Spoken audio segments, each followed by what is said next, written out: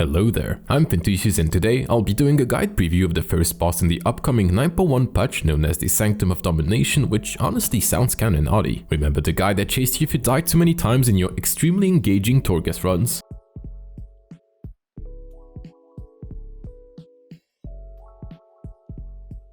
Now is the time for vengeance. I will have my vengeance. The first boss of a raid is usually known for being somewhat of a loot pinata, and this time around it is no different. Having said that, it is also one of the most fun first bosses they've ever done, as each time you'll be doing it, you'll be able to create long-lasting friendships, or what's more likely to happen, more enemies. It's like 4 of us. And a safe spot. Yes, a safe spot. Oh, we've got the knockbacks at the safe spot. Oh, bro! As this fight will allow you to choose up to 4 anime powers that you can obtain from clearing the trash mobs before the boss. Where's the catch? Well, that's because you can get all types of neutral powers, which includes one that allows you to run over your friends, which might very well lead to their death during the encounter. You may however like or be sad to hear that if you ever get pressured by your raid leader, you can reset and change your powers before pulling the boss by interacting with an anime siphon. The fight itself is going to be pretty straightforward, with just one important mechanic being Chains of Eternity. The Tarragrue will target a player, then throw a chain at him. If the player gets hit, he will get stunned and dragged to the boss, instantly killing him. In order to deal with that mechanic, you can either soak with an immunity and intercept that chain so the target doesn't get hit, or you can also have a player pick the ever-beating heart anime power, making him immune to all stun effects, which means he's going to be the chain savior of the raid, as he will be able to soak all of them. The second one is particularly good, as it will allow you to efficiently kill your friends when nobody's watching. Finn, save me. That's a scam. What a bait, man.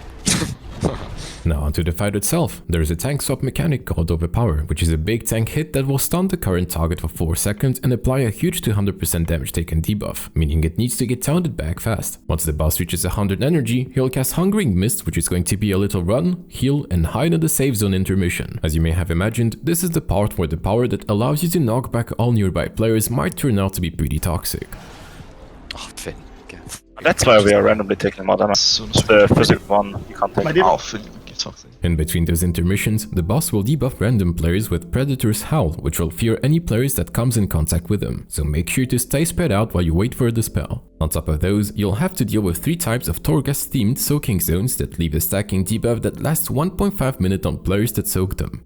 The Soul Forge's Fiery one will leave you with a ticking damage over time debuff. The Upper Reaches will have you take increased physical damage, and the Mortragals will have you take increased magical damage. This means that the best way is to have tanks soak the magical debuff one, as they don't take magical damage outside of the intermission damage, and spread the other 2 across different players in a way that won't refresh their 1.5 minute timer on their debuffs. An important note is that you can visually see how many orbs are left to soak within the zone, which are debuff stacks, so make sure you rotate soaking players. You should also avoid having your chain savior take the physical damage taken debuff, as even though you're immune to the stun and pull effect, the chain damage hit can still kill you. Lastly, once the Tarragrue reaches 10% health, he'll start casting the Jailer's Gaze, which will remove all anime powers from players while massively buffing the boss. This means you'll want to kite and run away from him, as he's going to be one-shotting anybody he manages to hit. This has been my Tarragrue PTR preview. Make sure to check back once 9.1 finally hits, as I'm working on complete guides for all bosses in the upcoming raid with multilingual support. You can also check out my second YouTube channel where you'll find more of my World of Warcraft content. Until the next one, goodbye.